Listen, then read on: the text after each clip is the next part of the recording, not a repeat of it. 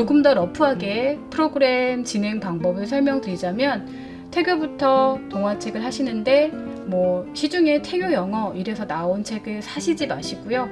아기가 읽어줄, 나중에 아기한테 읽어줄 동화책을 사세요.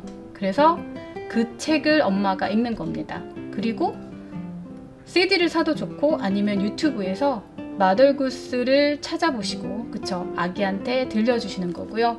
뭐 칼라나 쉐입 같은 이런 이지 컨셉북들을 좀 노출해 주시는 거죠, 초반에.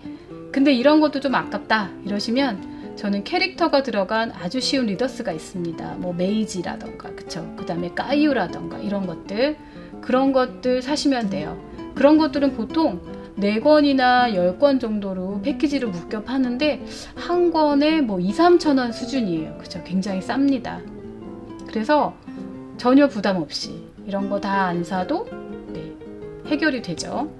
또 픽처 딕셔너리 같은 경우에는 엄마가 레슨 플래닝을 할 수 있는 어떤 감이 좋으시면 사실 불필요한데요. 좀 나는 도움을 받고 싶어요. 어떤 주제로 어느 만큼 접근해야 되는지 모르겠어요. 예를 들어서 컬러를 가르쳐야 되는데, 그쵸? 컬러를 가르쳐야 되는데 내가 무슨 컬러가 있는지 잘 모르겠다 이러신 분들은 픽처 딕셔너리를 베이비용으로 사시면, 저연령대 그런 책들이 좀 있습니다. 사시면 참고 삼아서 좋고, 또 책을 선정할 때도 컬러에 관한 책을 이번 주에 읽혀야지, 다음 주에는 팜 애니멀에 대해서 내가 읽혀야지, 이런 식으로 커리큘럼을 생산하는 능력이 조금 길러지세요. 그래서 그런 맥락으로 추천드리고요. 그 다음에 이제 36개월 정도부터는 정말 약간의 학습이 들어갑니다. 그래서 뭐 센텐스 패턴, 사이트 월드, 그 다음에 파닉스, 그쵸? 파닉스, 또 주제, 이런 것들에 따라서 리더스를 조금 읽혀주시기를 권장하고요. 또 온라인, 우리 또 디지털 리터러시 무시할 수 없기 때문에 본격적으로 책 읽기, 다독에 들어갑니다. 그리고 지식 정보 책도 놓칠 수 없겠죠. 이렇게 해서 진행하는 플로우로 생각하고 있습니다. 네, 내가 열심히 달려가면 미국 초등학교 한 2학년 정도 도달하는 거고, 그 시기가 보통 저는 3단계 나뉘는 것 같습니다. 그래서 첫 번째 시기는 토들러, 그쵸? 프리스쿨러 이런 단계고요. 0, 3세까지. 그 다음에 킨들 같은, 우리 이제 기관에 한국 나이로 5세, 6세, 7세 되면 유치원, 뭐 어린이집 더 큰 곳 이렇게 가잖아요. 또 영유. 이때는 기관에 도움을 받습니다. 그래서 좋은 것은 엄마의 에너지가 조금 줄면서 기관의 커리큘럼을 베이스로 해서 책 읽기를 하시는 것도 하나의 방법이세요.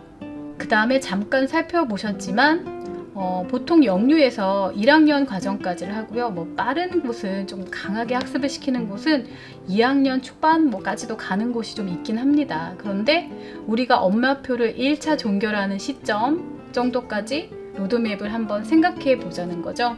그래서 보통 실제로는 제가 태교 때부터 얘기했지만 한 2년 정도, 그쵸? 만 2세 시절, 3세 시절, 그 다음에 뭐 3세 중반이나 이렇게 되는 한국 나이 5, 6, 7세 시절, 그 다음에 초등 저학년까지 2년, 3년, 2년 정도, 토탈 한 7년 정도 나오네요. 그쵸? 한 7년 정도 엄마가 그래도 조금 비중 있게 하시고요. 그 다음은 어떻게 되나요? 보통 말하는, 그쵸, 해리포터를 읽는 시점까지는 한 2년, 뭐 3년 이 정도 걸립니다. 그래서 총 10년 정도 우리가 아이의 영어를 좀 지켜봐야 되는 시점이 있는데요. 그 중에 맨 처음에 첫 단추를 이제 어떻게 끼우느냐에 따라서 그 다음이 조금 더 편해지는 느낌이 있습니다. 해리포터 다음에는 어떻게 되냐고요? 그때는 이제 즐거운 고민을 하시면 됩니다. 수능 영어를 할까? 아니면 해외로 나갈까? 그쵸? 그런 타임 스케줄이 기다리고 있는 거죠. 제가 태교 영어를 찬성한다고 말씀드렸잖아요. 사실 극성일 수 있습니다. 무슨 태교 때부터 영어야, 그쵸? 주변의 시선도 따갑고, 그런데 솔직히 이제 업계 내부인으로서, 그쵸, 수많은 아이들을 지켜봤는데요. 제가 수많은 남의 집 아이들을 지켜보면서 빠르면 빠를수록 좋다. 단지 방법이 문제다. 이겁니다. 특히나 빠르면 빠를수록 좋다. 그 이유 중에 하나가요. 바로 이것 때문입니다. 인터레스트 레벨과 리딩 레벨이 같아야 된다는 거죠. 보통 공부를 하기 싫어하는, 영어 공부를 하기 싫어하는 친구들은 내적 동기가 없어요. 왜 영어를 공부해야 되는지 알지 못합니다. 게다가 그 친구가 공부해야 되는 수많은 책들이 다 재미가 없어요. 유치하죠. 한마디로. 그래서 영어 공부를 왜 해야 되는지도 모르는 겁니다. 반대로 언어 공부가 즐거우려면 어떻게 해야 될까요?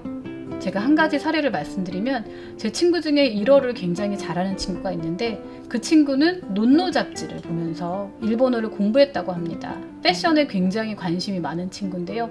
예전에 논노 잡지를 보면서 일본어를 공부하게 됐고 자연스럽게 일본어를 잘하게 됐고 결국은 의상 디자인하는 일을 하고 있습니다.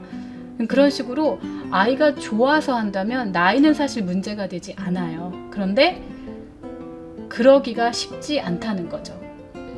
영어는 쉬우면서도 고차원적인 내용을 다루고 있는 컨텐츠가 많지는 않습니다. 그래서 구하기가 쉽지가 않죠.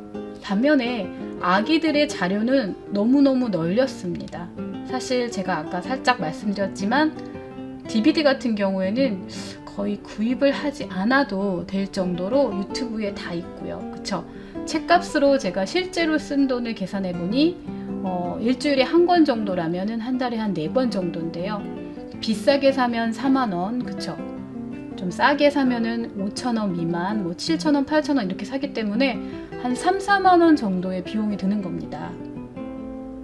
만 3세까지 이런 로드맵으로 제가 움직이면서 잘했다고 느끼는 점은요. 첫 번째, 영어 스트레스가 전혀 없다. 네, 저희 아기가 이제 30개월 정도부터 문장을 말하기 시작하고 36개월 정도 때는 몇 가지 문장을 막 말하게 되죠. 그러니까 이제 주변에서도 다 눈치를 채서 얘 뭐 해요? 뭐 영어 이거를 뭐야? 물어보는데 저희 아기는 영어라는 게 뭔지 몰라요. 그냥 엄마랑 이야기하는 말, DVD나 책을 볼 때 접하는 말 이렇게 알지 영어가 뭔지 모르고 영어 스트레스는 제가 보기에 정말 1%도 없습니다. 뭐 해석해 주세요 이런 말 안 하죠. 그쵸? 두 번째는 보통 우리가 말하는 엉덩이 힘, 그쵸? 집중력이나 지구력 발달에 굉장히 좋은 것 같습니다. 아기가 30분에서 1시간 정도는 꾸준히 책을 읽었기 때문에 이것은 꼭 영어 책의 어떤 장점만은 아니고요. 책 육아를 한다면은 이런 효과를 거두시지 않을까. 그리고 세 번째는 안정적인 애착 형성 때문입니다. 우리가 소위 말하는 attachment, 그쵸? 저는 7시 반에 회사로 가야 하는, 그쵸? 그래서 7시 반, 늦으면 8시, 더 늦으면 9시 이렇게 돌아오는 워킹맘이었어요. 36개월. 그렇다면 아기랑 제가 보낼 수 있는 시간은 다 해도 하루에 2시간이 굉장히 어려워요. 그쵸? 이 주어진 2시간 동안 아기랑 뭔가를 해야 되고 아기한테 사랑을 표현하고 싶은데 가장 강력한 밀도 있는 사랑 표현이 뭐냐면 베드타임 스토리인 겁니다. 그쵸? 침대에 앉아서 아기랑 잠들기 전에 책 읽어주기. 네, 이 아이가 제 아이인데요. 네, 아이한테 허락도 안 받고 이렇게 사진을 보여서 제가 어떨지 모르겠습니다. 그런데 너무 기특하고 제가 책 육아하는 엄마로서 굉장히 뿌듯했던 순간인데요. 저희 아기 한 28개월 정도였을 겁니다. 제가 다시 읽으려고 샀던 그 피터 래빗 고전이잖아요. 그렇게 어렵지는 않습니다만 다시 한번 읽으면서 새롭게 나도 영어 좀 공부해야지 이렇게 해서 샀는데요. 아기가 그 책을 뺏어들고 이렇게 읽은 겁니다. 28개월짜리가 책을 읽었기 때문에 대부분은 다 엉터리입니다. 그런데 but, because 이런 단어들은 제법 제가 책 읽는 것처럼 하더라고요. 그리고 표정이 너무 행복해 보이는 겁니다. 그래서 이 아이가 정말 책을 좋아하는구나 이렇게 느꼈고요. 병원을 가든 어디를 가든 책 한 권만 있으면 이 친구는 다 오케이 해피입니다. 그래서 정말 잘했구나 이런 생각을 하고요. 우리 아이를 제가 14개월에 어린이집에 맡겼습니다. 그리고 한 30개월 정도 때 원장 선생님이 물어보시더라고요. 다른 담임 선생님들도 아침 정말 1등으로 가서 뭐 거의 늦게 오는 애인데 아이가 굉장히 안정돼 있고 잘 컸다. 집에서 어머니 뭐 해주시냐 이러시더라고요. 제가 한 것은 책 읽어준 것밖에는 없습니다. 네, 아무것도 딱히 생각나는 게 없더라고요.